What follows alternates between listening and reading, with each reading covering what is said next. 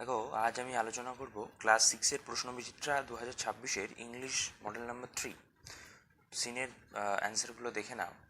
এর আগের দাগ হচ্ছে when the door open the narrator could hear excited voices. দুই দাগ হচ্ছে the narrator slipped out of the room to the central lobby. তিন দাগ হচ্ছে someone wish the governor good luck. চার দাগ হচ্ছে the ferry entered the earth's gravity. B দাগ ট্রু ফলসগুলো দেখে নাও। এক দাগ হচ্ছে the ferry move slowly out of its dock, এটা ট্রু হবে। দুই দাগ হচ্ছে the earth ferry was 30 times as big as the moon ferry, এটা ফলস হবে। তিন দাগ হচ্ছে the narrator walked alone in the arts ferry, এটা ফলস হবে।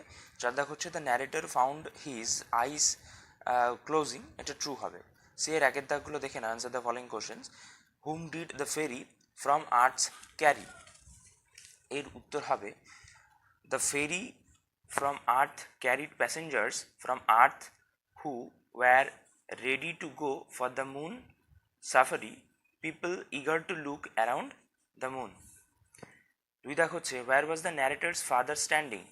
অ্যান্সার হবে the narrator's father was standing in the central lobby. তিন নম্বর হচ্ছে mention a feature of the Earth's ferry. এর অ্যান্সার হবে a feature of the Earth ferry was that it was magnificent and 3 times as big as the moon ferries. চার দাগ হচ্ছে whom does the governor here refer to? এর answer হবে the governor here refers to the narrator's father who was apparently a high ranking official.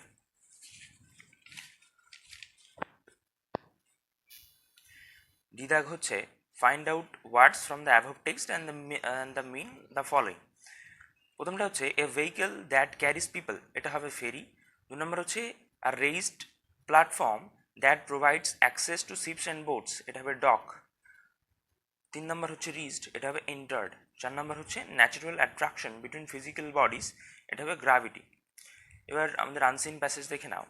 দুই দাগ this is the story of a girl, এটা একটা মেয়ের গল্প। হু ওয়াজ ব্লাইন্ড, যিনি ছিলেন অন্ধ, ডিফ কালা, অ্যান্ড ডাম এবং বোবা। But she went on to become, কিন্তু তিনি পরবর্তী সময়ে হয়েছিলেন one of the greatest writers, একজন মহান কবি বা লেখিকা অফ হার টাইম, তার সময়।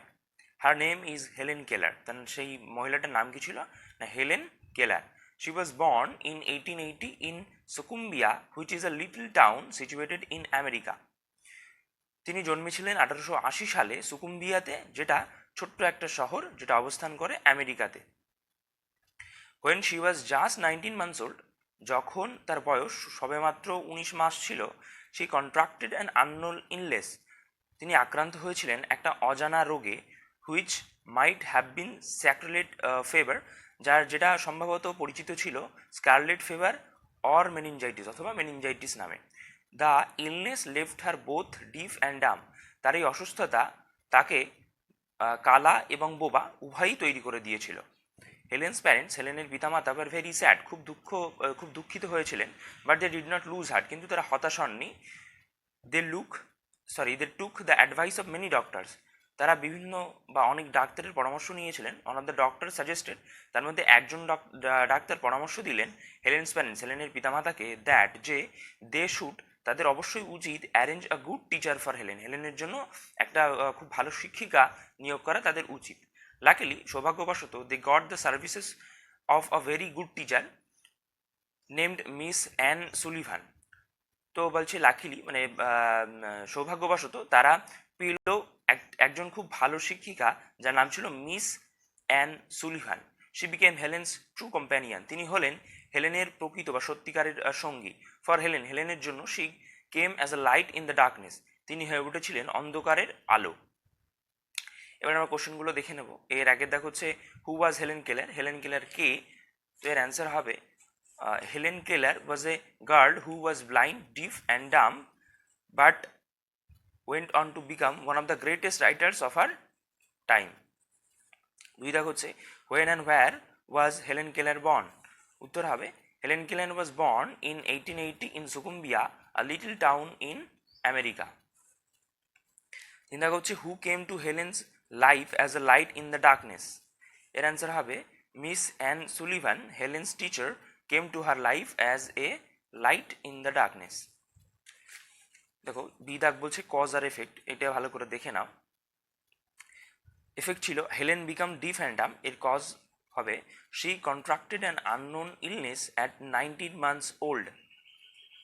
রিদাক হচ্ছে কজে বলেছে one of the doctor suggested a good teacher for Helen, এর ইফেক্ট হবে Helen's parent hired miss Anne Sullivan who became her teacher and true companion, বা কম্প্যানিয়ন দিলেও হবে। সিদাক বলছে make a meaningful sentence with the following ওয়ার্ডস। প্রথমটা হচ্ছে blind, the blind man cross the road with the help of his stick. 2 number হচ্ছে town, my grandmother lives in a small town near the river. 3 number হচ্ছে companion, a good book is the best companion in lonely Times.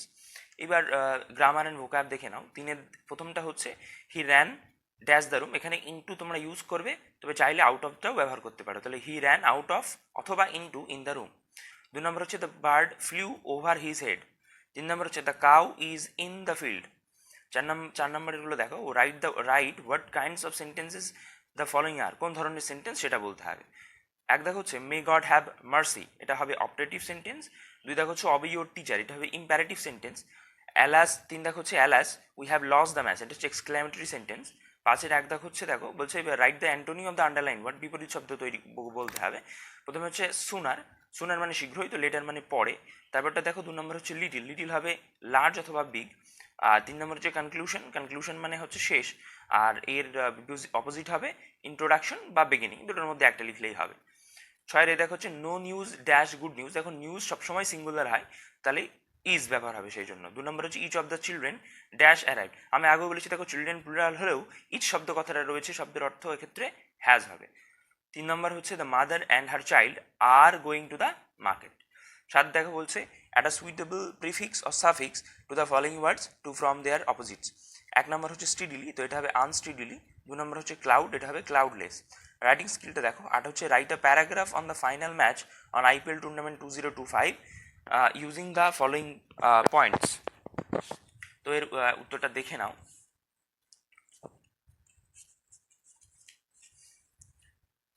Heading হবে the IPL final 2025 are night to remember. The final match of the IPL tournament 2025 was played on 3rd June 2025 at the iconic Eden Garden Stadium in Kolkata.